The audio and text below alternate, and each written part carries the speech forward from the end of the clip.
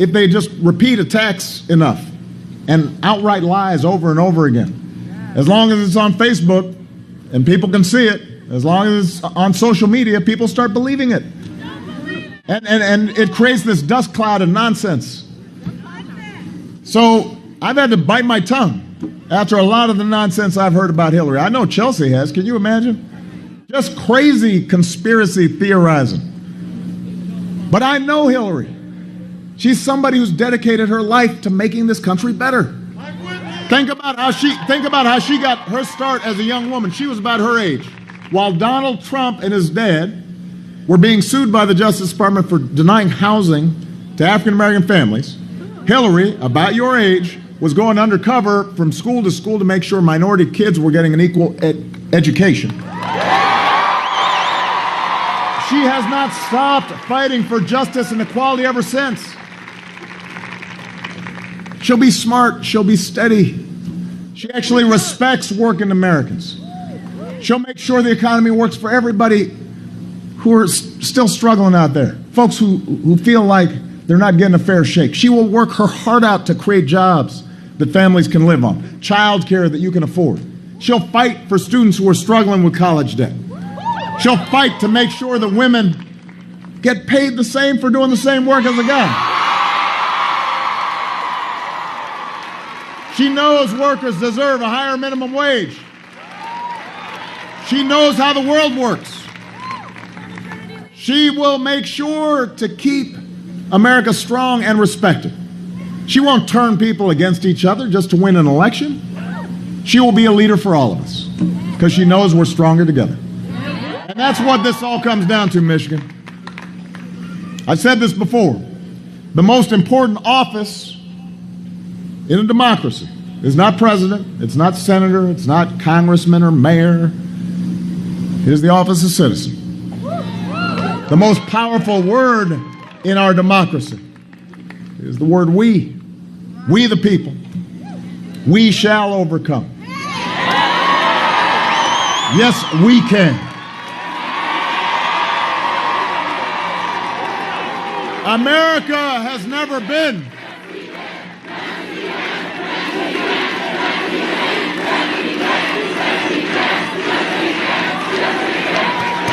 America is not about what one person can do for you. I didn't say, yes, I can.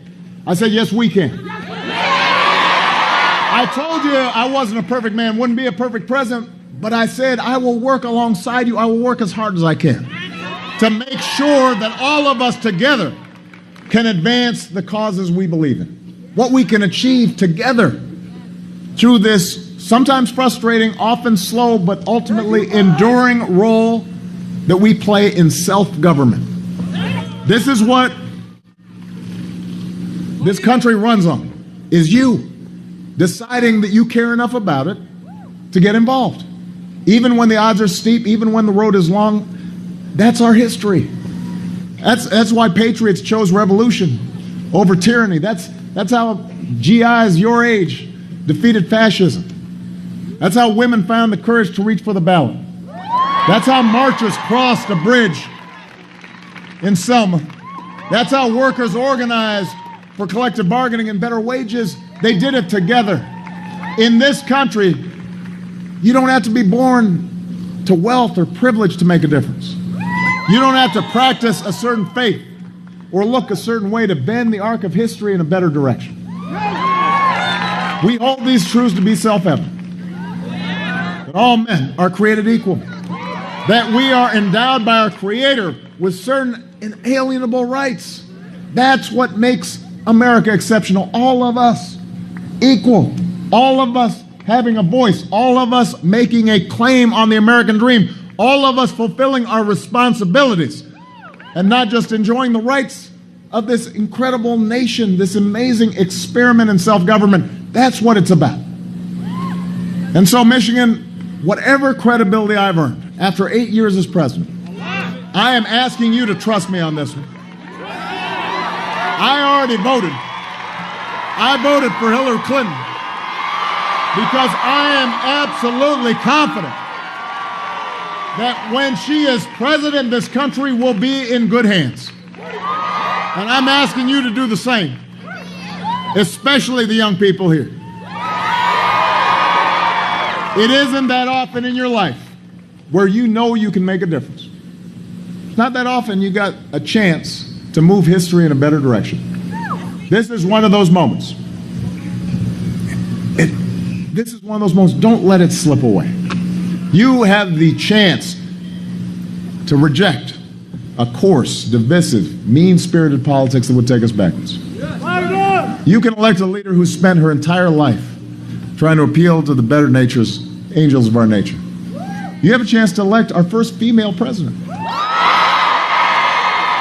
A president who will be an example for our daughters and our sons. And so after all the noise, after the negative ads, after all the campaigning, all the rallies, it now just comes down to you. It's out of Hillary's hands now. It's out of Michelle's hands. It's out of my hands. It's in your hands. The fate of our democracy depends on what you do when you step into that voting booth tomorrow. How many people you bring to make sure they vote. Do not fall into the easy cynicism that says your vote doesn't matter, all politicians are the same. That's what special interests and lobbyists, my opponents, Hillary's opponents, that's what they want you to think, so you don't go vote. Your vote matters. There are states where I won 2 votes a precinct. That's how I won that state. Your voice matters. Your voice makes a difference. I have heard it. And for all the tough lessons that I've learned during this presidency, for all the times I've fallen short, I have told Hillary, and I'll tell you, what's picked me up every single time, what has gotten me working as hard as I can, even when I'm discouraged, even when I'm down, it's been you, the American people. Yes, you did. Time and again, you've picked me up. The auto worker in Detroit who won the lottery but didn't kick back and retire, bought his wife one of the new cars he'd built, kept clocking away because he loved his work. That's who I think about. The young woman in Sterling Heights who wrote me 7 years ago to say she was worried about her family's future in Michigan, then checked in again to say this year that her dad's supply company was hiring. She was working her way through Macomb Community College. She kept me going. The woman in North Carolina was stripped from the voter rolls a few weeks ago, but insisted on winning her registration back, wrote me and said, I remember the victories previous generations won for me and generations after me. I can assure you, Mr. President, I will keep fighting. If I haven't stopped fighting at 100 years old, then neither can you. A 100-year-old woman, if she's not tired, I'm not tired. She's kept me going.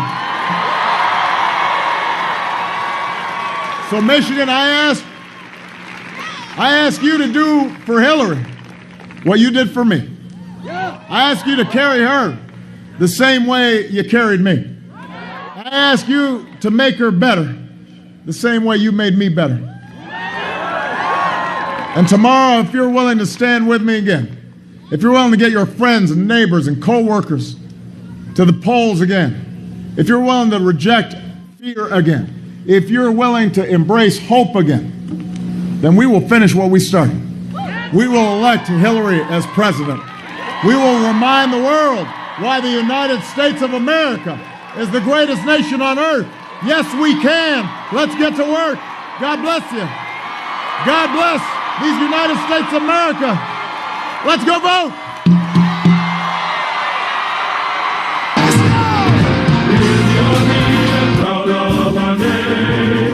We're the army and proudly proclaim.